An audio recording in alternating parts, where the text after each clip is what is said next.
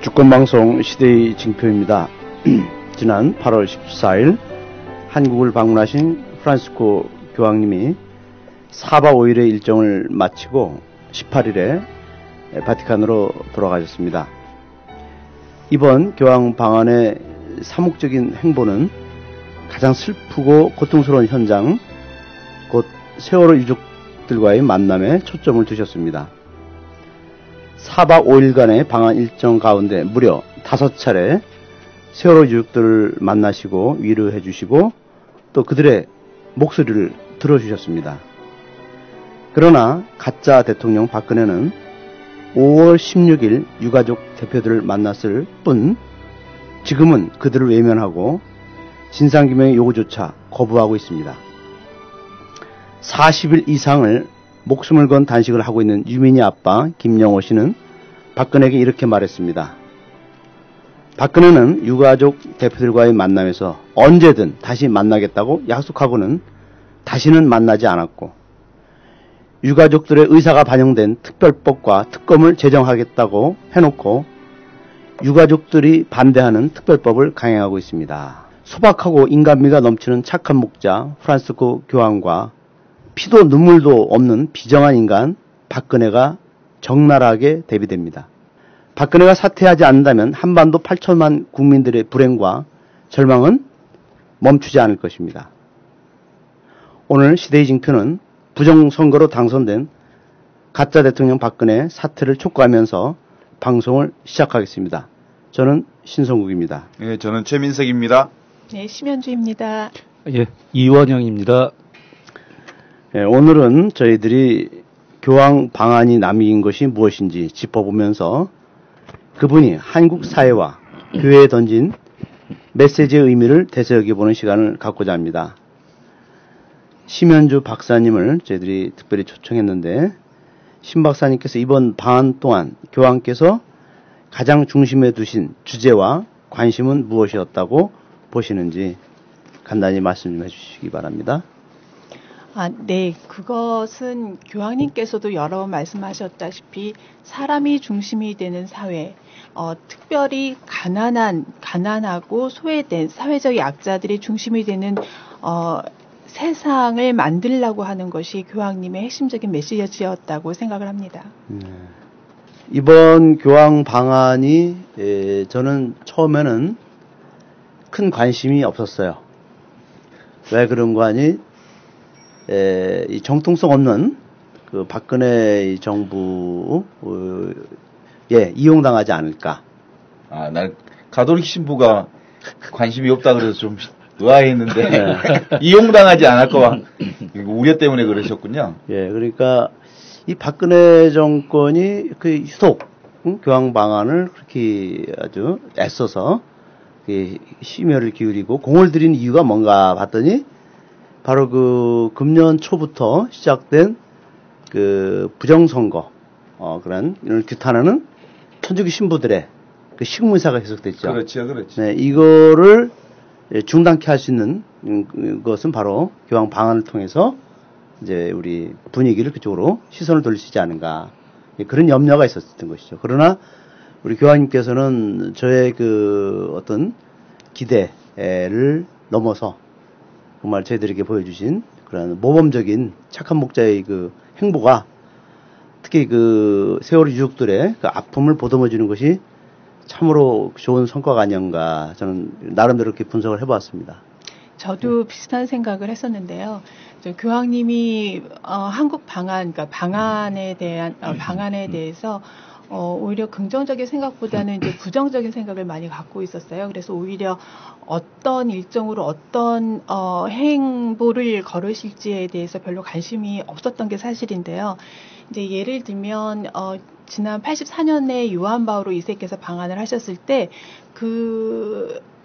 행사의 중심에는 시성식이 있었고요.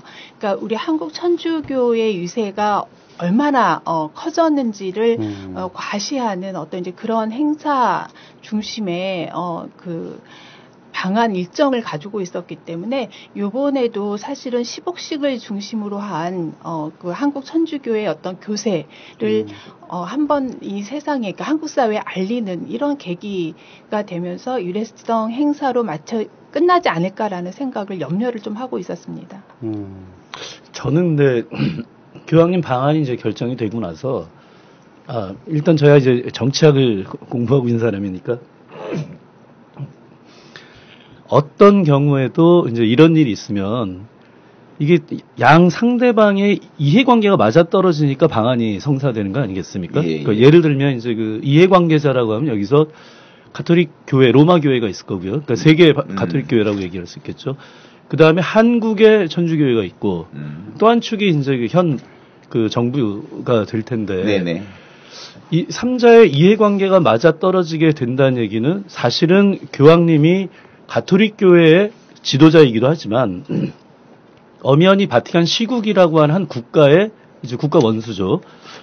그러니까 그 외교적인 문제까지 포함되는 것이기 때문에 이건 이제 그 이해 당사자들의 이해관계가 다 맞아떨어질 때 이루어지는 일인데 저는 이런 것을 기준으로 봤을 때 예를 들면 이제 그 현 정부 입장에서는 아까 신성욱 신부님이 말씀하신 것처럼 뭔가 그 자신들에게 그 지난 대통령 선거 과정에서 뭐 이제 그 국정원의 그 불법적인 대선 개입이라든가 이런 문제 등으로 인해서 좀 흠집이 나 있는 이 정통성의 문제를 좀 이제 그 커버하려고 하는 뭐 이제 이런 의미가 또 있었을 것 같고요. 예.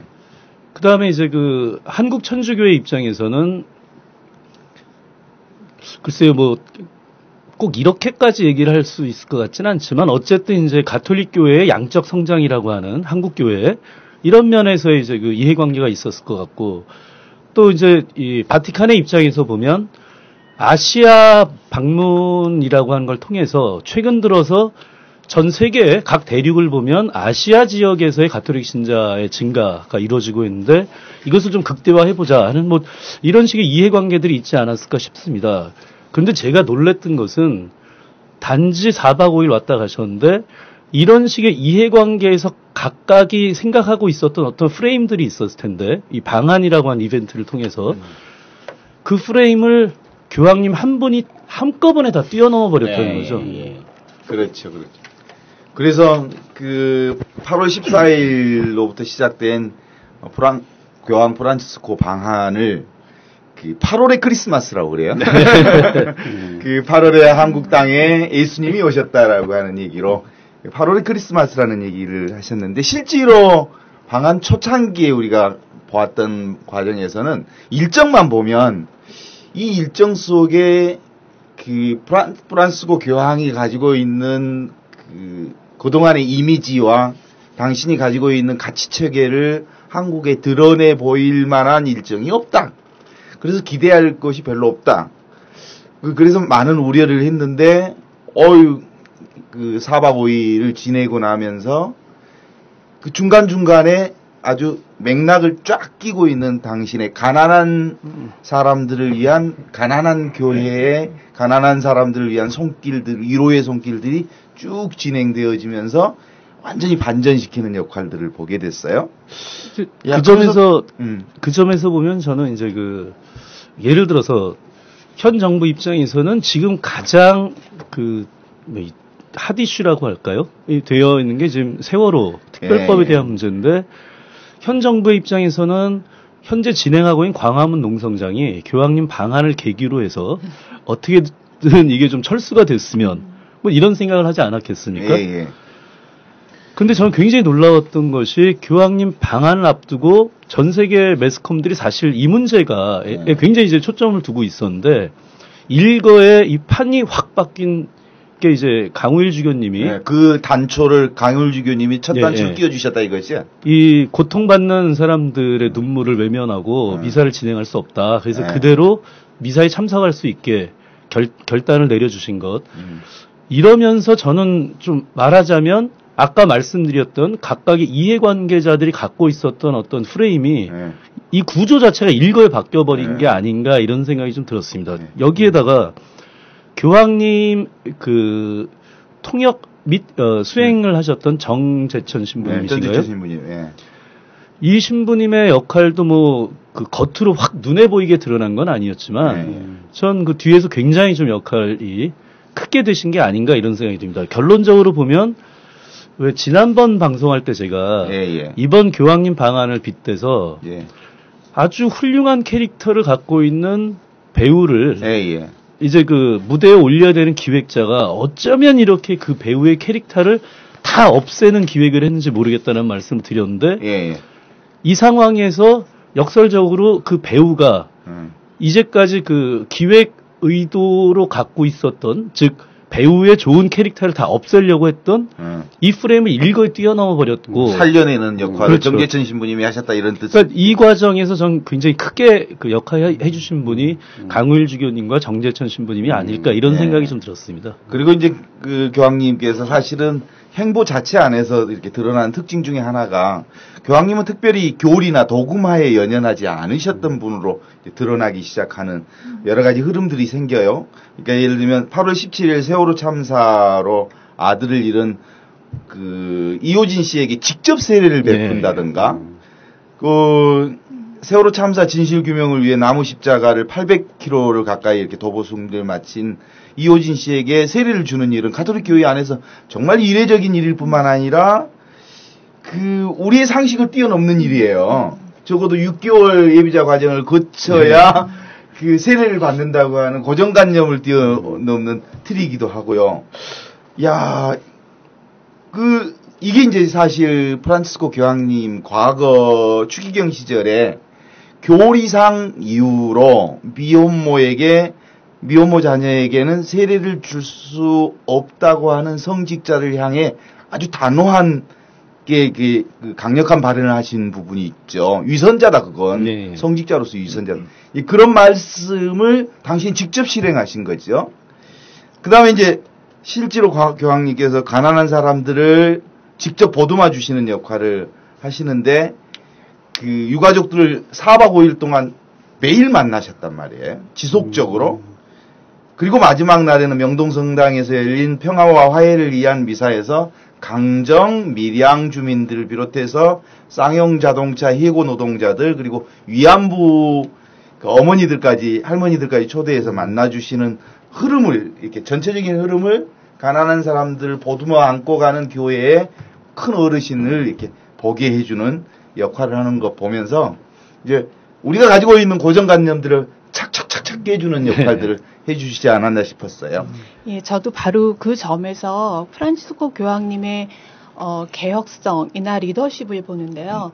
그러니까 역대 교황님께서 말씀하셨던, 그러니까 우리 어쩌면 가톨릭 교회의 중심 사상이라고 볼 수 있는 인간 중심이라고 하는 이 세상을 과거 교황님들께서는 강론이나 말씀을 통해서 글을 통해서 말씀을 하셨는데 프란치스코 교황님은 그런 중심적인 생각을 말과 행동을 통해서 그러니까 삼박자가 일치된 이제 그런 어떤 행보를 보이셨는데 그 행보가 정말 고집스러우리만치 일관성을 가지고 이제 보여줬다고 하는 점 이제 이런 점에서 그 교황님의 개혁성이나 리더십을 볼 수 있지 않았을까 하는 생각이 듭니다.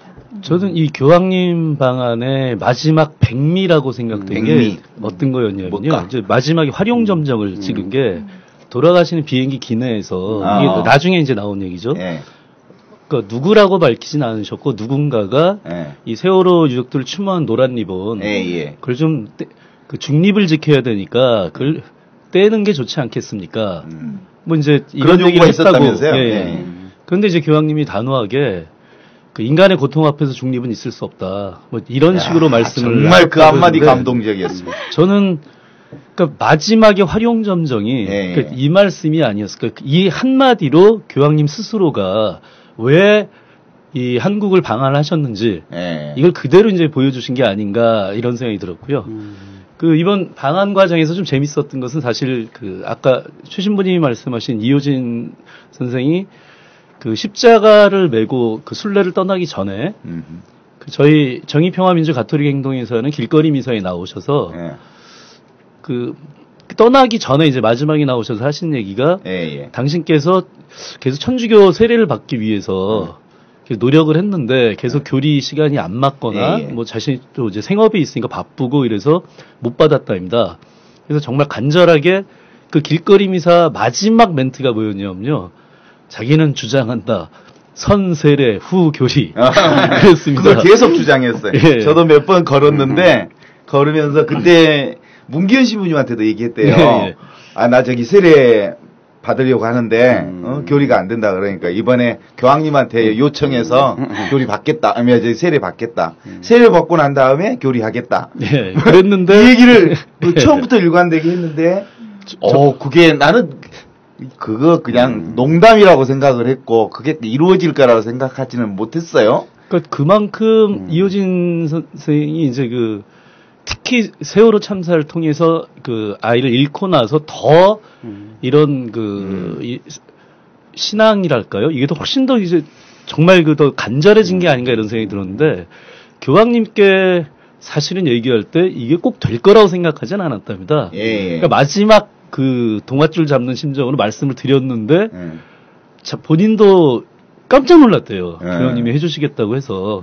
그리고서 그 세례를 받고 나서 8월 18일 날 저희 길거리 미사에 또 나오셔가지고 말씀을 하셨는데 정말 재밌었던 것이 그 전에 사실 여러 이제 신부님들한테 선세례 후 교리 이걸 계속 좀 요청을 했답니다. 예. 근데 신부님들이 다 그건 좀 곤란하다 안 된다 이렇게 말씀해 주셔서 그 덕에 자기가 교황님께 직접 세례를 받을 수 있었다. 그래서 이제까지 자신의 요청을 거절해 주신 모든 신부님들께 감사드립니다.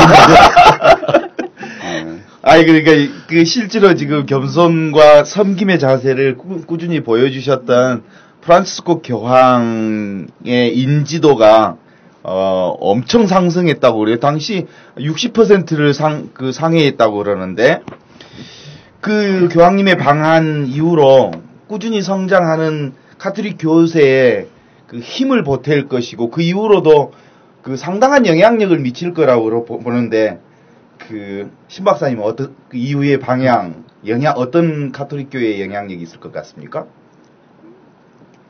저는 신 박사님 말씀 전에 제가 먼저 한번 간단히 좀 전 나름대로 정리를 해봤는데 저도 카톡 하나를 받았어요. 우리 조카로부터. 이 아이는 천주교 신자지만 맹남족인데 이 아이가 지금 한 20대 후반입니다. 근데 이제 교황님한테 감동을 받은 거야. 지금 우리 사회 젊은이들이 이 어른을 존경하지 않아요. 또 존경할 만한 어른이 또 없고, 이 대통령 박근혜부터 다 불신 대상이기 때문에. 근데 이 아이가 교황의 그런 행보를 보면서 정말 존경심이 생긴 거야. 저런 어른이라면 나도 따르고 싶고 본받고 싶고 또 저런 어른이 우리 사이에 있었으면 좋겠다. 이제 그러면서 그 아이가 저한테 카톡으로다 뭐라 했냐면 천주교 신자들 많이 늘어나겠습니다. 지가 예견한 거야? 근데 이제 저는 이번 교황의 방안이 천주교의 세를 불리지 않은 거는 교황님의 의도가 아닙니다. 정말 교황님은 착한 목자로서 가장 아파하는 사람들 함께 아파하고 또 슬퍼하는 사람들 손잡아주고 위로해주고 그리고 그 진정성 그분이 지금까지 살아온 그 삶의 진실된 모습을 그대로 그냥 보여준 것 뿐입니다. 자연스럽게 일부러 오셔갖고 이렇게 쇼맨십 한 게 아니라. 그래서 저는 이제 우리가 바라봐야 될 것은 뭐냐면 우선은 우리 교회의 어른들이 정말 교황님을 보면서 당신 자신이 주교로서 교회의 또 종교 지도자로서 어떻게 살 것인가를 배웠으면 좋겠다. 그래. 그러면 교황님이 저런 모습을 보면 주교들이 그걸 따르고 또 주교들이 그걸 따르면 신부들이 그걸 또 따르고. 그렇구나. 그러면 또 신자들이 훌륭한 신부들을 보면서 또 따르는 것이기 때문에 저는 그래서 이제는 교황님이 우리들에게 준 과제를 실행할 때가 됐다. 근데 이제 아쉬운 거는 이번에 교황님이 이제 떠나고 나서 정말 우리들에게 얼마나 많은 감동을 주고 또 메시지를 줬습니까? 근데 정작 이것을 가장 먼저 실행에 옮긴 것은 가톨릭 주교들이 아니고 타 종교 지도자들이었어요. 교황님이 가시고 나서 광화문에 있는 그 김용호 씨, 40일 이상을 지금 단식 농성하고 있는 그 김용호 씨를 만나러 간 것은 4대 종단 지도자들이었어요. 불교, 천도교, 개신교, 그리고 유교였습니다. 그렇죠. 한국 주교들은 아무도 그 단식 농성, 그 죽음을 불사하고 그 진상규명을 요구하는 또 교황님이 가장 중심을 둔 그 세월호 유족들을 아무도 가지 않았습니다. 강우일 주교님은 가셨었죠, 전에. 전에 가셨고요. 네. 그러니까 교황 방한 이후로. 네. 그리고 4대 종단 지도자들이 먼저 가서 그 분을, 김용호 씨를 만나고 그 다음날 염수정 추경이 방문했습니다. 22일 날. 근데 그것도 염수정 추경님의 자발성이 아니라 유족들이 요청을 한 거예요. 우리가 박근혜하고 지금 이 컨택이 안 된다. 우리의 어떤 의사를 전달하고 싶은데 아무도 연결 좀 시켜달라. 이건 뭐 여당이고 야당이고 아무도 중간에서 연결할 수 있는 사람이 없다. 당신이 해달라고 해서 그때 오셔갖고 그날 오셔갖고 그래서 유족들의 얘기를 듣고 뭐 위로했다라는 그런 뉴스가 있습니다만, 그러니까 이게 이번 교황 방한을 가장 큰 효과를 나타낸 것은 한국 교회 내부가 아니라 오히려 바깥 사람들이 더 교황의 그런 뜻과 정신을 이렇게 잘 이어가고 있다는 생각이 들었어요. 교황 방한 이후에 우리 신부들 몇이 모여가지고 야, 간단하게 우리 그 아주 심각하게 얘기하지 말고 교황 방한 이후에 한국 교회가 좀 변화가 좀 있을 것 같니? 라고 이제 물어봤더니 그 신부들 몇이 여러 가지 반응이 있었어요. 반응 없지. 가시고 나면 끝이야. 우리 한국교회 그럴 거야. 이렇게 대단히 부정적으로 표현하시는 신부님들이 계셨어요. 아니, 또 어떤 신부님은, 아마 흉내는 낼걸? 일정 정도 교황 방한 이후에 그, 변화되는 모습에 흉내를 좀 내지만, 일정 기간이 지나면 또 아웃일 거야. 그치. 그러면서 동시에 공통 분모가 하나 생겼어요. 그것 중에 하나는 주교님들에게 있어서는 거의 변화가 없을 거라고 하는 것은 말하지 않았지만, 말하지 않으면서 말하는 어떤 공통 분모로 우리 어르신들은 별 반응이 없을 거야 라는 얘기를 하셨어요. 근데 예, 그 중간에 이제 다음 몇 신부들은 아니 그래도 아마 그 변화가 있을 것 같아. 왜냐하면 교황님의 여러 가지 메시지에 관련해서 사제들 주교님들이 무슨 얘기를 하지 않는다면 사제들 안에서 그 교회 안에 교회 계획을 위한 문제 제기가 시작될 거라고 볼 거고, 그것과 더불어서 신자들 안에서 교회 계획에 대한 그 목소리가 시작될 거다.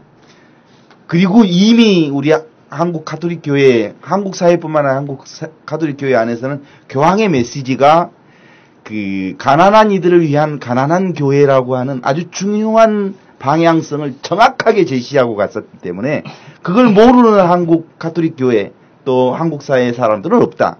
교회가 가야 할 방향을 너무나도 명확하게 제시해 주었기 때문에 그렇게 한국 교회가 가지 않는다면 신자들이 소리칠 거다. 신자들이 소리치지 않는다면 돌멩이가 일어나서 소리를 칠 거다. 그래서 그 소리도 교회가 듣지 않는다면 교회는 하느님의 백성들로부터 애면받게 될 거고, 애면받게 되는 순간 한국 교회는 생명력을 잃을 거다. 이런 데까지 그 각기각층의 그 방향의 얘기가 있었어요. 그런 점을 보면 분명히 변화는 있을 거라고 생각이 되지만 그 변화의 예측은 아직 하기는 좀 이르기는 하지만 신 박사님은 어떻습니까? 저는 사실 교황님 방안을 통해서 제도 교회가 어떻게 변화할까, 변화가 어떻게 변화가 될까라고 하는 데는 사실 그렇게 많은 관심이 없습니다. 왜냐하면 여전히 지금처럼 앞으로 굴러갈 거고 그 교황님으로부터 영향을 받았다고 한다 그러면 역시나 개혁적인 어떤 진보적 성향을 가지고 있는 이제 그런 쪽에서 더 많이 영향을 받지 않을까. 이제 그런 이제 기본 골격은 많이 변하지 않을 거라는 생각이 들지만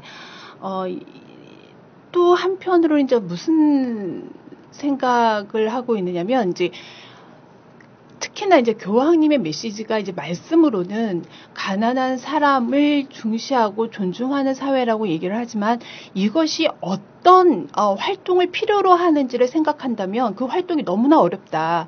과연 그 어려운 활동까지 나갈 수 있을까라는 생각이 듭니다. 예를 들면 여당의 의원 한 분이 오히려 그러니까 교황님을 정치적으로 이용하지 못한 어떤 절망에서 나오는 말일지도 모르겠지만 교황님의 그러니까 교황님의 행보를 정치적으로 이용하지 말아달라라는 부탁을 했었습니다.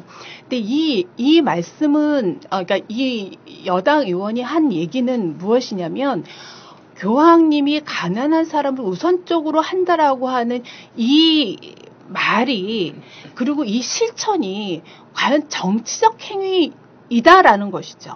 그거를 오히려 역설적으로 그 여당 의원이 지적을 했다고 보는 것인데 가난한 사람을 우리가 왜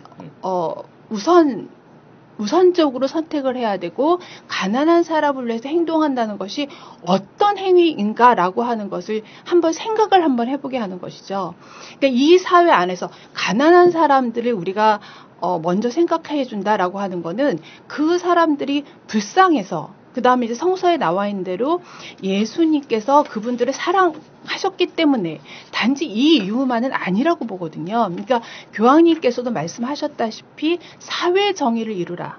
그 다음에 민주주의가 강화돼야 된다라고 하는 그런 맥락하고 연결을 해서 볼 때 가난한 사람들을 우리가 배려를 하고 우선적으로 선택을 한다고 하는 것은 그들이 당연히 가져야 될 권리를 돌려주는 그런 정의의 일을 하라라는 얘기고 그 정의의 활동이라고 하는 것은 다분히 정치적일 수밖에 없다라는 것들을 이 여당 의원이 역설적으로 저는 보여주는 거라고 생각을 하거든요. 그렇다 그러면 교회 안에서 누가 이 부분까지 파격적으로 가난한 사람들을 위해서 이런 행동까지 나아갈 수 있을까라는 것이죠.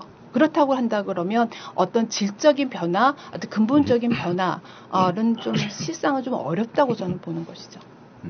근본에 있어서는 변화하기는 어렵지만 주변으로부터 이제 서서히 이제 시작될 수는 있을 거다 이렇게 본 거죠. 그러니까 흉내는 있을 수가 있을 거라고 봅니다. 예를 들면 가난한 사람에 대한 이해나 반응에 있어서 이제 보수라고 제가 표현을 할 수 있을지는 모르겠지만 일부 교회에서는 교황님의 흉내를 낸다고 하는 것이 이분들한테 무엇인가 자선 행위를 해준다는 데 그치는 것이겠죠. 그렇지만 이제 우리가 보다 더 교황님의 메시지를 정확하게 받아들였다면 이 분들도 한국의 평등성을 가지고 있는 동등한 평등성을 가지고 있는 시민으로서 그들이 당연히 가져야 될 권리를 나눠주는 정치적인 어떤 실천 부분까지도 실천을 하겠다는 거죠. 교황님의 말씀 안에서도 자선 행위를 뛰어넘어야 된다라는 얘기가 분명히 나왔었죠. 예. 그 지금 말씀하신 게 그 교황님 방한 전에 제일 걱정했던 꽃동네 방문했을 때 거기서 이제 하신 말씀인데요. 그 교황님이 뭐라고 그랬냐면 그 8월 16일 날이었죠. 이제 꽃동네 방문해서 평신도 사도직 지도자들하고 만났을 때 그때 이제 하신 말씀인데요. 그 특별히 저는 가난한 이들과 도움이 필요한 이들에게 다가가는 일에 직접 참여하는 여러 단체들의 활동을 높이 취하합니다. 이렇게 말씀하시고 그리고 나서 이러한 활동은 자선 사업에 국한되지 않고 인간 성장을 위한 구체적인 노력으로 확대되어야 합니다. 자선뿐만 아니라 인간 증진으로 확대되어야 하는데 가난한 이들을 돕는 것은 반드시 필요하고 좋은 일이지만 그것으로 충분하지는 않습니다. 저는 여러분이 인간 증진이라는 분야에서 더 많은 노력을 기울여 주시도록 격려합니다. 이렇게 말씀하셨는데 여기 요 말씀에서는 아주 구체적으로 그 뒤에 얘기가 나오진 않는데요. 다른 자리에서는 결국 이 인간 증진 뭐 이런 이야기를 구체적으로는 뭐라고 하셨냐면 물질 문명을 뛰어넘어야 된다. 이걸 또 어떤 자리에서는 아주 더 구체적으로 돈의 위협을 뿌리칠 수 있어야 된다. 그리고 방한전에 그러니까 이런 얘기들이 점점 이제 크게 뭐 이제 그 흔히 얘기하는 이제 거시적으로 이야기를 정리하신 말씀이 어떤 거였냐면 이건 좀 이 말씀하신 지 좀 됐죠. 제 기억에 올해 초였던 것 같은데요. 신자유주의라는 새로운 독재 이런 말씀을 하셨습니다. 그러니까 교황님은 이 가난의 문제에 대해서 굉장히 일관된 입장을 가지고 계신데 예. 이 교황님의 이야기를 가만히 이렇게 들어보면 결국 지금 현재 우리가 겪고 있는 가난의 문제는 어떤 특정한 개인들이 뭐 이제 게을러서 뭐 이런 식의 문제가 아니고 구조의 문제다라고 하는 말씀을 항상 전제를 하고 예. 이렇게 말씀을 하셨고요. 그래서 이제 이 때문에 들었던 생각이 어떤 거였냐면 브라질의 카마라 대주교님이신가요? 예. 내가 가난한 사람들을 돕는 것, 뭐 가난한 사람들 도와야 된다, 뭐 이런 얘기를 하면은 성자라고 하지만 가난을 만드는 구조에 대해서 이야기하면 공산주의자라고 한다. 이 말씀이 바로 생각났습니다. 그럼 결국 교황님 얘기를 한마디로 요약하자면 부당하게 가난을 만들어내는, 물론 이 말에 이 가난에는 이제 불평등한 구조라든가 이게 다 포함되어 있겠죠. 부당하게 가난을 만들어내는 구조에 맞서서 싸워야 된다. 요렇게 한 줄을 요약할 수 있지 않을까 싶습니다. 근데 이 점에서 우리 한국 교회가 얼마나 변할까? 당연히 변했으면 하죠. 변했으면 하는데 다른 저는 일단 개인적으로는 제도교회의 변화에 대해서는 제가 말하기가 좀 그렇고 왜냐하면 크게 기대할 수 있을까 좀 이런 생각이 들어서 그런데요. 더 중요한 문제가 저는 이제 일반적인 신자 여러분들에 대해서 신자들의 변화 이게 정말 중요하다고 생각을 하고 그런 면에서 보자면 첫 번째로는 교황님이 방한하실 때도 계속 이제 뭘 강조하셨냐면 방한이라고 하는 건 이벤트가 아니라 메시지다. 메시지를 중심으로 봐달라 이런 얘기를 하셨는데요. 그럼 저희도 이 말씀을 받아 한다면 첫째 교황님의 말씀이 다 교황님의 생각이 다 드러나 있는 게 이제 복음의 기쁨 아닙니까? 복음의 기쁨에 대한 이 교육 이런 걸 좀 확대해야 되지 않을까 이런 생각이 하나 들었었고요. 그렇죠. 두 번째로는 교황님이 또 직접 하신 얘기인데요. 강정에서 활동하고 계신 서강대 방문하실 때 하신 거죠. 이제 이게 뭐 원문을 제가 정확하게 모르겠어서 정확한 번역이 뭔지는 모르겠는데 경우에 따라서는 뭐 최고의 임무 내진 역할 또 어떤 번역에 따르면 마지막의 역할 뭐 이렇게 말씀하셨다고 하는데 그런 것처럼 직접 가난한 이웃들이 고통받는 현장에서의 연대 활동. 그럼요. 이걸 이제 직접 좀 더 강화해서 해야 되겠다 이런 생각이 들고요. 이런 과정에서 이런 일반적인 신자들의 활동을 이렇게 해서 확대하는 과정에서 교회 변화 내지는 교회에서도 이런 활동에 적극 참여할 수 있기를 바라는 이런 식으로 활동을 해야 되지 않을까 이런 생각을 해봤습니다. 교황님이 뚜렷이 보여주신 것 중에 하나가 겸손이죠. 당신 자신을 스스로 낮추면서 1등석 좌석을 물리치고 비행기를 타고 왔다는 데 대해서 저희들이 저 스스로 상상을 한번 해봤어요. 전용기 비행석에 당신이 1등석이 아니라면 일반석에 앉았을 텐데 1등석은 누가 앉았을까? 이렇게 생각을 해봤을 테고 그 다음에 이제 카퍼레이드 도중에 스스로 내려오셔서 세월호 유가족들의 손을 잡아주시는 것 그리고 장애인들을 눈을 마주치는 모습들을 이렇게 보았고 이런 모습들이 역대 교황들로에게는 찾아볼 수 없었던 모습이었는데 이런 이미지의 이펙트는 사람들에게 아주 강하게 인식될 수밖에 없는 부분이었던 것 같아요.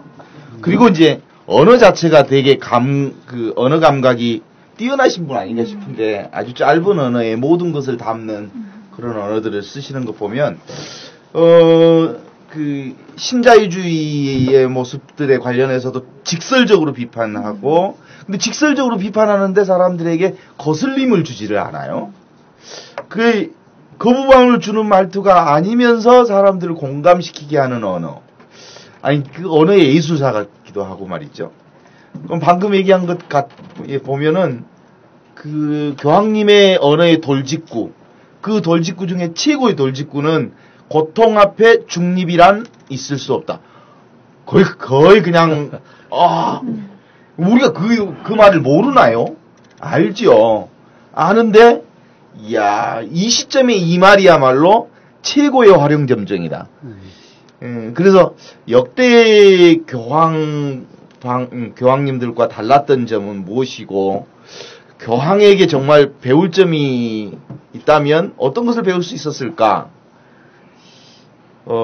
저는 이제 이번에 교황 방한 때 가장 이게 대비되는 대척점에 있는 인물이 프란시스코 교황과 박근혜입니다. 아하, 맞아요. 사진부터 이렇게 대비되는 네. 사진들도 있었어요. 그 사람들이 어떤 사람은 극단적으로 천사와 악마라는 이미지까지도 아니 이게 그리고 상당히 정말 많이 초라하게 나왔어요. 보이더라고요. 네. 박근혜가. 그러니까 진짜 그 박근혜는 교황을 이용해서 자신의 어떤 정치적인 입지, 또 정통성을 부여받으려는 그러한 의도가 많이 깔려 있었어요. 이거는 누구나 다 상식으로 아는 건데, 그 교황청에서 이 방안을 준비하면서 많이 조율을 했을 겁니다. 교황님은 이번 그 행사 공식 일정, 정부의 공식 일정에서 좀 이렇게 했으면 좋겠다. 교황님의 어떤 행사를 좀 소박하고 또 검소하게 하길 무척 바랐듯인 거예요. 그런데 이 박근혜 이 집단은 교황의 그러한 그 어떤 가치관, 그런 의도를 완전히 무시해버리고 자기들이 일방적으로 그동안 국빈을 초청해서 했던 그런 방식 선택했죠. 그래서 제가 이제 이렇게 좀 정리를 해봤는데,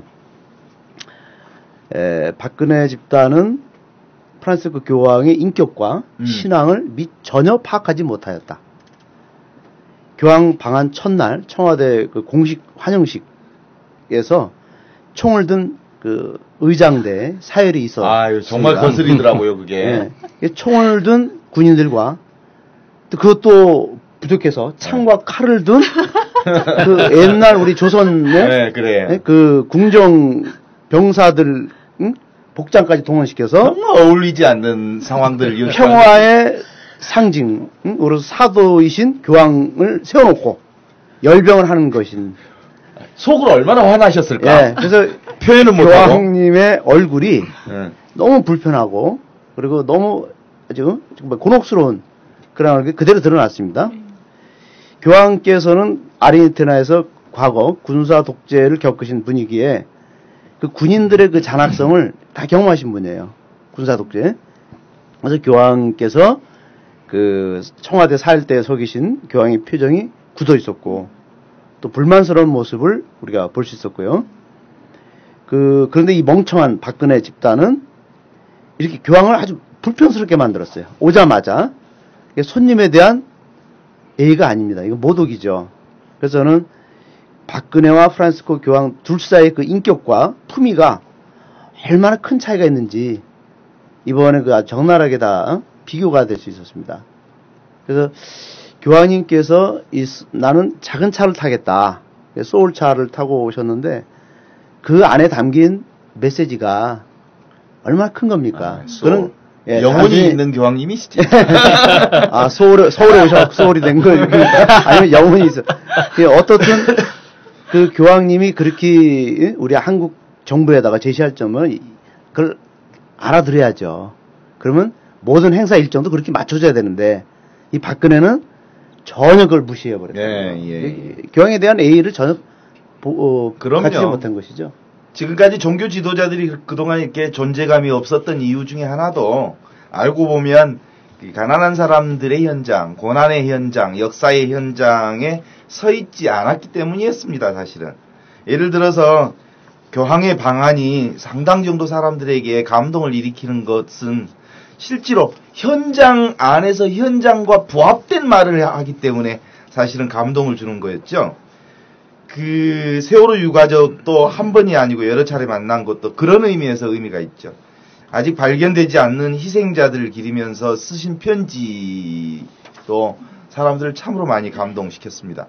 이런 점으로 봤을 때 이분이 지향하고 있는 바가 뭔지 알겠더라라는 얘기를 사람들 입에서 스스로 하기 시작합니다. 평소 교황님이 강조해온 가난, 사회정의, 평화의 메시지가 한국 땅에서 고스란히 아주 자연스럽게 스며들듯이 전달되었던 것 같아요. 지금 교황님이 이제 현장에서 하신 말씀 쭉 이렇게 말씀을 해주셨는데요. 저는 어쩌면 교황님이 청와대도 하나의 현장으로 생각하신 게 아닌가 이런 생각도 좀 들었습니다. 좀 전에 신성욱 신부님이 그러니까 청와대 갔을 때 교황님을 이제 환영하는 일종의 그 의식이죠. 의장대 사열을 하고 뭐 이렇게 하셨는데 예포를 쏘고 사실은 이제 어찌 보면 일반적 관례로 보면은 외국 국빈 방문을 했을 때 뭐 충분히 있을 수 있는 일들이지 않습니까? 최고의 예우를 갖춰주는 거니까. 그리고 사실 우리나라에서만 그런 게 아니라 외국에서도 이제 흔하게 이렇게 하죠. 그 외국 원수가 왔을 때 예포를 쏜다든가 하는 일이 있는데 바로 그리고 나서 교황님이 청와대에서 하신 연설이 핵심적으로 하나를 말씀드리면 평화를 말씀하시면서 평화는 단순히 전쟁이 없는 것이 아니라 정의의 결과이다. 정의의 결과. 정의는 우리가 과거의 불의를 잊지는 않되 용서와 관용과 협력을 통하여 그 불의를 극복하라고 요구한다. 정의는 상호 존중과 이해와 화해의 토대를 건설하는 가운데 서로에게 유익한 목표를 세우고 이루어가겠다는 의지를 요구한다. 우리 모두 평화 건설에 헌신하며 평화를 위하여 기도하고 평화를 이루려는 우리의 결의를 다지게 되기를 바란다. 라고 이런 당부 말씀을 하신 거란 말이에요. 그러니까 어떻게 보면 교황님은 청와대도 하나의 그 현장으로 그럼요. 생각하신 게 아닌가 이런 생각이 드는데 그 뒷부분에 민주화를 그렇죠. 강화시켜야 한다라는 얘기까지 하시잖아요.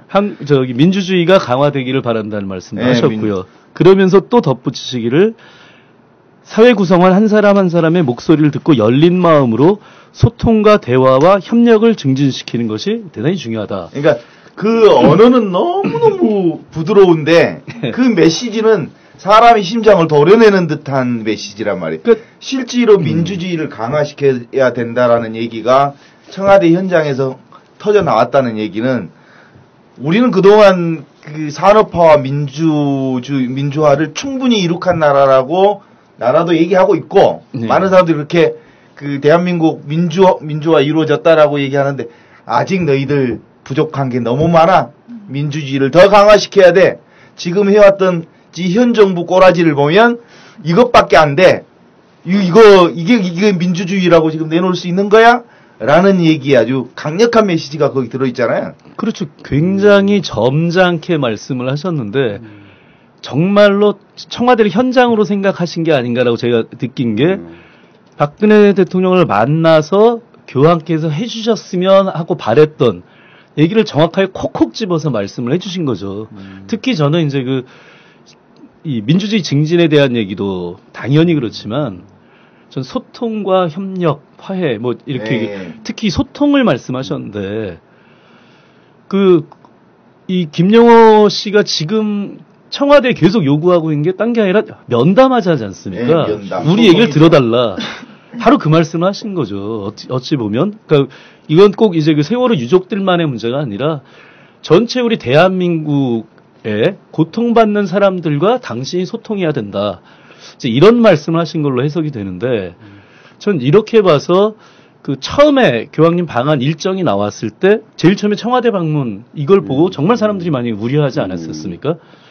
그런데 저는 역시 청와대에서 하신 말씀을 보고 교황님은 대한민국에서의 그러니까 2014년도 대한민국의 청와대라고 하는 곳이 어떤 의미가 대한민국에 있는 곳이구나라고 스스로 생각하시고 우리 국민들이 청와대 하고 싶은 이야기를 본인께서 정리를 하셔서 우리 국민들 얘기를 대신 전달해 준 게 아닌가 이런 생각이 들었습니다. 사실은 정말 이런 것이 단순히 바티칸 시국이라고 하는 다른 나라의 국가 원수 자격으로서가 아니라 가톨릭 교회라고 하는 정말 우리가 바라는 이 올바른 신앙을 구현돼야 되는 이런 가톨릭 교회의 대표로서 정말 하신 말씀 이렇게 좀 생각이 들더라고요. 저는 이제 교회만 생각하면 천주교 사제로서 늘 이렇게 이게 우리가 이제 우리를 잘 못 믿는 마음이 좀 있어요. 그건 역사 안에서 이제 드러나는 부분들이 좀 있는데 1984년 교황 요한 바울 2세가 한국을 방문했을 때 한국 천주교의 그 시점이 보수 성향으로 바뀌는 아주 중요한 계기타가 됐어요. 1984년 교황 방문이. 그 첫째로 나타난 사건이 뭐였냐면 1987년 전국 카톨릭 농민회하고 전국 평신도 카톨릭 협의체를 전국 기구를 해체시켰어요. 네. 그렇게 해서 카톨릭 교회 안에서 계획적 성향을 주도했던 카톨릭 농민회의 그룹을 서서히 약화시키는 작업들을 1987년도에 했거든요. 그리고 그것이 표면화로 드러나지는 않지만 지금도 그 흐름이 계속되고 있어요. 최근 시위 현장으로 나타난 어버이 연합과 같은 그 성격을 지닌 뭐 대수천이라고 하나요? 대한민국 수호 천주교 수호 단체.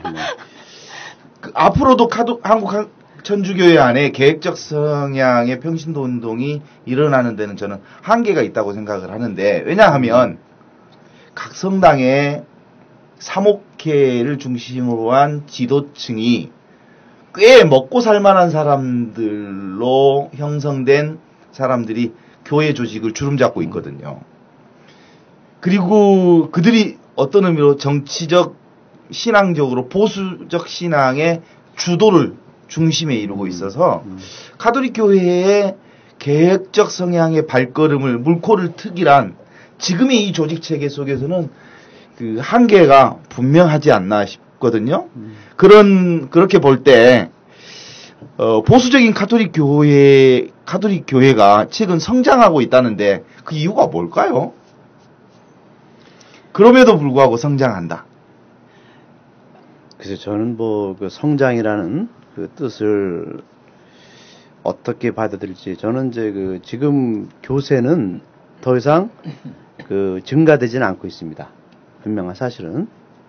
근데 다만 이제 어떤 교회의 재력, 부는 성장하고 있습니다. 그리고 이제 성직자들의 생활이 안정성을 유지하고 있어요. 그러니까 이제 성직자들에게 교회가 여러 가지 어떤 제도적으로 보장을 해주고 있습니다. 아주 탄탄하게.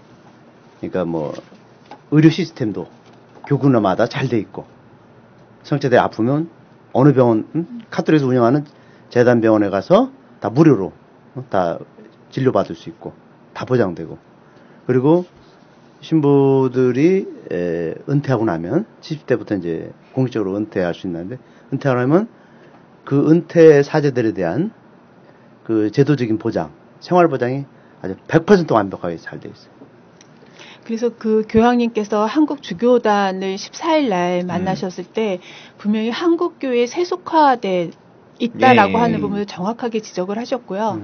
그러니까 이런 교회라고 얘기했을 때는 이제 물론 교황님께서 일단 우선 성직자 중심으로 말씀을 하셨겠지만, 제도교회를 중심으로 해서 말씀을 하셨겠지만, 저는 이제 또 학교 주변에서 일을 하고 있는 사람이기 때문에 그 가톨릭 재단의 학교들이 또 얼마나 똑같이 그 학교들의 기업화되고 있는데 정말 뒤지지 않고 그 길을 따라가고 있는가라고 하는 것을 제가 말씀을 드리고 싶었어요. 그래서 이제 물론 제도교회에 관련한 관심이나 이 변화에 대해서 우리가 지속적인 관심을 가져야 되는 것도 사실이지만, 이제 교황님께서 이번에 한국에 오실 때 또 하나 이제 주요한 목적으로 삼으셨던 게 그 제6차 아시아 청년대회에 참석하시는 것이었잖아요. 이 청년들에 대한 애정과 또 청년들에 대해 거는 이 기대, 그러니까 미래에 대한 기대인 것이죠. 그 기대를 정말 또 거르지 않고 또 보여주셨다고 생각을 하는데, 이 청년들에 대한 교황님의 기대를 과연 가톨릭 재단의 대학들은 얼마나 그 정신을 그 대학 안에 받아들일 수 있을까? 이제 이런 부분에서도 저는 또 한 번 회의를 느끼지 않을 수가 없습니다. 그래서 얼마 전에 사실은 현장에 있는 사람들은 늘 카톨릭 교회의 해이를 느끼시거든요. 이거 이제 제 최근의 경험담인데, 그 몇 명 지인들과 함께 저녁을 먹으면서, 네, 이제 그 지인들이 또 가톨릭 신자들이었고, 또 상당히 많이 배우신 분들이세요.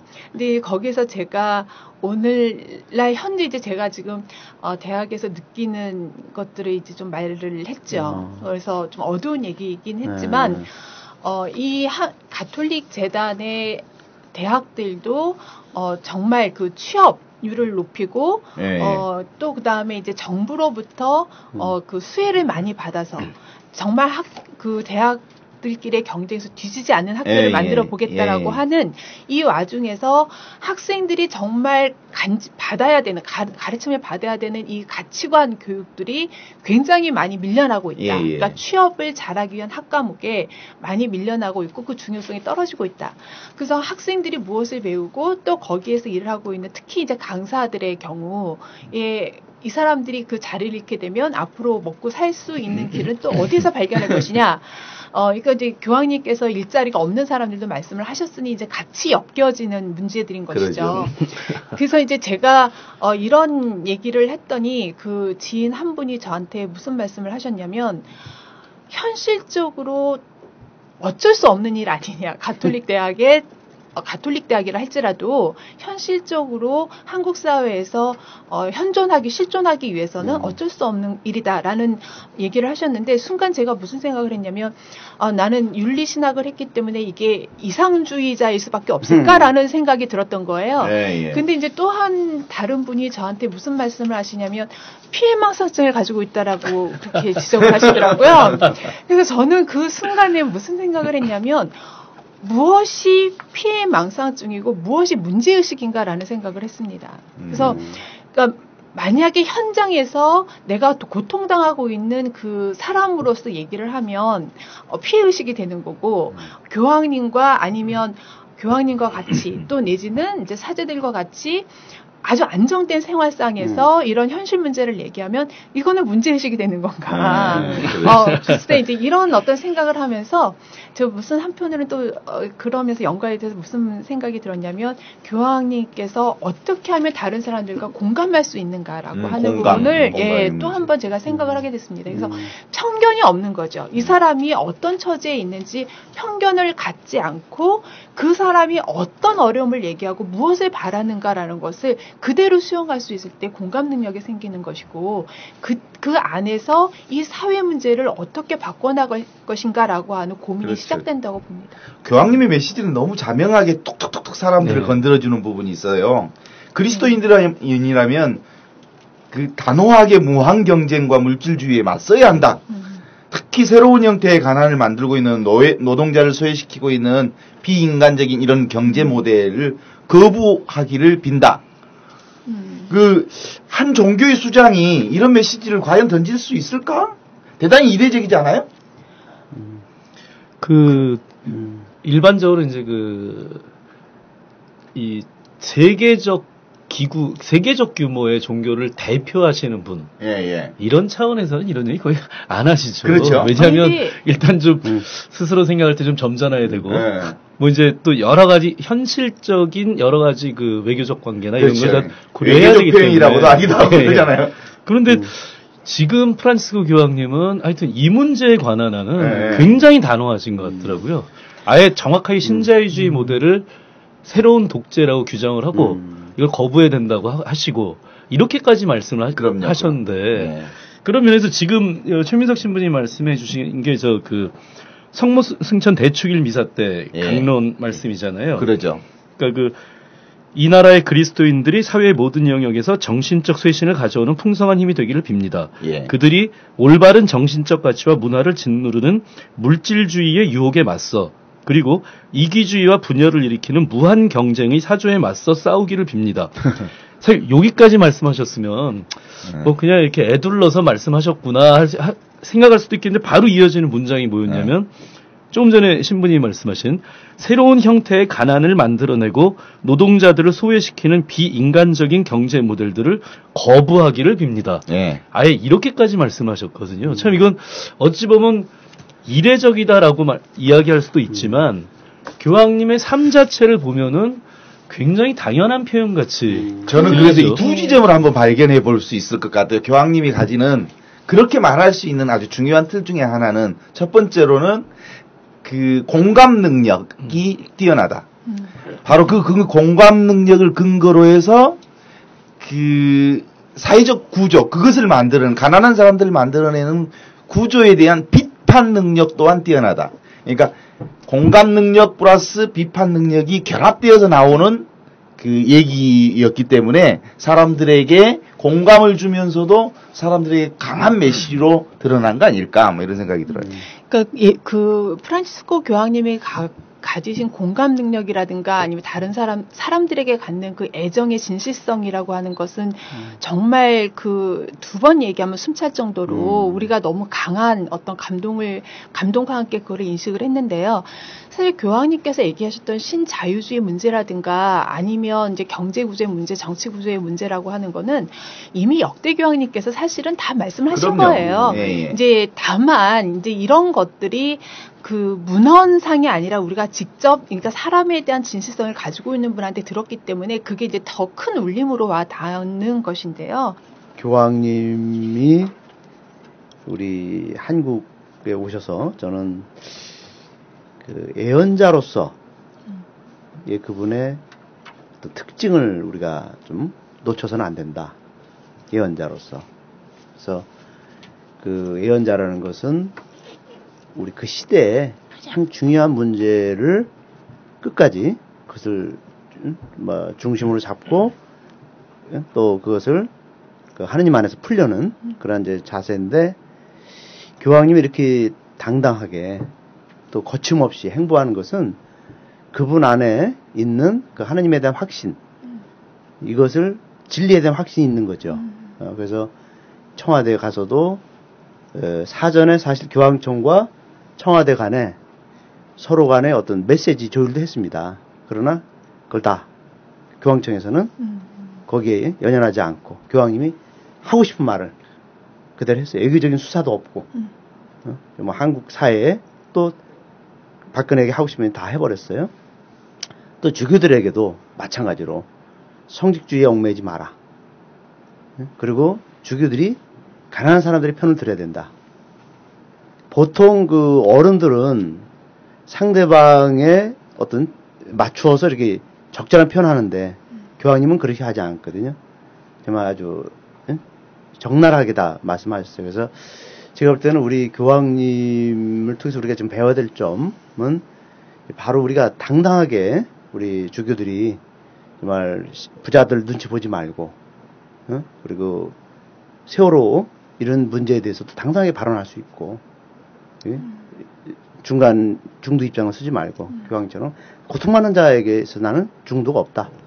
그런 예언자적인 모습이 지금 우리들에게 주어진 사명이 아닌가. 저는 교황님 이번 방안이 거기서 좀 초점을 좀 두고 있어요. 그래서 이번에도 정말 우리가 또 하나의 상징적인 그 모습 중에 하나가 그 교황님, 프란시스코 교황님이 8월 15일 날 미사 전에 서문수조 대축 미사 전에 세월호 유족들을 만나서 그 세월호 노란 리본을 이렇게 이제 그분들이 선물로 줬잖아요. 그래서 그거를 저는 참 너무 감동스러운 게 그거를 제의에 달았어요. 미사를 드리는 제의에. 이것은 쉽지 않죠. 감히 우리가 상상할 수 없는 거거든요.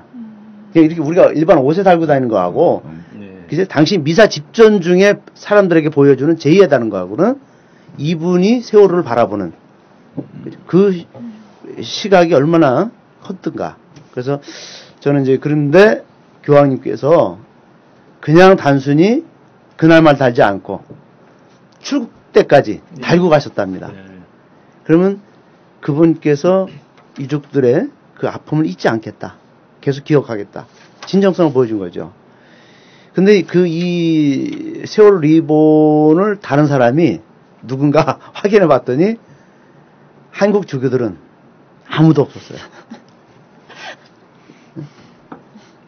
정재천 신부, 통역을 맡은 정재천 신부가 함께 달고 다닌다고 합니다. 예, 저는 이번에 우리 한국 주교들이 비판을 받아야 된다고 봅니다. 그 먼 이국 만리에서 여기까지 오셔서 그 세월호 유족들의 손을 잡아주시는 그 모습. 근데 바로 우리나라 안에서 일어났는데도 불구하고 주교들은 그들의 손을 잡아주지 않았어요. 찾아가지도 않고. 그건 너무나 우리가 부끄러운 우리 한국교회의 그 모습이었고, 또 이제는 그 한국 주교들이 지금이라도 좀 회개해서 교황님이 보여준 그것을 그대로 받아서 이 세월호 문제를 절대 관가하지 말고 외면하지 말고, 지금에도 듣지 않았으니까 교황님의 우리에게 준 사명과 과제를 계속 이어가야 된다. 그래서 교황님께 우리가 당신이 우리들에게 준 과제를 잘 수행했습니다라고 보고를 드려야 돼요. 그래야지 이번 교황 방안의 열매가 잘 마무리되는, 맺어진다고 봐요. 네. 그 이제 오늘 저희들이 이 교황 방안에 대한 좀 나름대로의 평가를 1차적으로 이제 맺으면서, 저는 이 박근혜와 교황을 이렇게 평가해 봤을 때, 교황 프란치스코에게서는 어떤 진정성, 그리고 책임성, 신뢰성을 저는 봤습니다. 그분은 당신이 발표한 메시지를 그대로 사셨고 또 행동으로 보여줬어요. 내가 너에게 세례를 주겠다. 그럼 세례를 실제 줬고, 또 만나주겠다면 만나줬고. 근데 박근혜는 교황과 전혀 반대의 길을 걷고 있습니다. 제가 마무리 발언으로 그 박근혜의 대국민 사기극을 간단히 말씀드리겠습니다. 박근혜 세월호 특별법 관련 발언한 내용, 5월 16일 세월호 유족 청와대 면담 당시에 이렇게 발언했습니다. 특별법은 만들어야 하고 특검도 해야 한다고 생각합니다. 거기에 대해 유족 여러분이 이 점은 좀 부족하다든지 이건 어떻게 되는 건지 그런 게 있을 것인데, 여러분들의 의견을 수렴해 조사하고 집행 과정에서 반영될 수 있도록 하겠습니다. 무엇보다도 진상규명에 유족 여러분의 여한이 없도록 하는 것, 거기서부터 상처가 치유되는 것입니다. 그런 생각을 갖고 있기 때문에 여러분들에게 계속 반영되고 투명하게 공개되냐를 다시 의문 드리겠습니다. 5월 19일 박근혜가 대국민 담화 당시 발언입니다. 특검을 해서 모든 진상을 낱낱이 밝혀내고 엄정하게 처벌할 것입니다. 여당, 야당, 그리고 민간이 참여하는 진상조사위원회를 포함한 특별법을 만들 것도 제안합니다. 박근혜 대국민 사기극 끝은 어디인지 이번 교황님을 통해서 적나라하게 저희들은 평가할 수 있습니다. 말에 책임지면 사기극이 아니잖아. 말에 책임지라고 해야지. 근데 유가족들이 만나자. 그 죽음을 불사한 김영호 씨가, 유민이 아빠가 청와대까지 가서도, 그죠? 그 쓰러지는 몸을 입고 가서도 끝내 경찰들이 막았고 만나지 않았습니다. 40일째 단식에 들어간, 그래서 병원에 실려간 김영호 씨가 병원에 후송됐을 때 박근혜는 어디 있었습니까? 부산 자갈치 시장에서 동태 사는 쇼를 하고 있었습니다. 참으로 박근혜가 왜 교황님을 초청했는지 알다가도 모르겠습니다. 그러니까 신신부님은 박근혜 사기극을 지금 규정하시는 거예요? 당연히 사기꾼이죠. 그냥 가능성이 없어요. 지킬 가능성이 전혀 없습니다. 인간 자체가 아주 근본적으로 그러면 국민의 힘으로 사람이 지켜내도록 해야 되겠네. 그런 인물이죠. 네, 교황님께서 그것을 우리들에게 박근혜가 사기꾼이라는 것을 우리들에게 알려주고 이번에 떠나신 것 같습니다. 네, 함께해 주신 여러분들께 감사드립니다.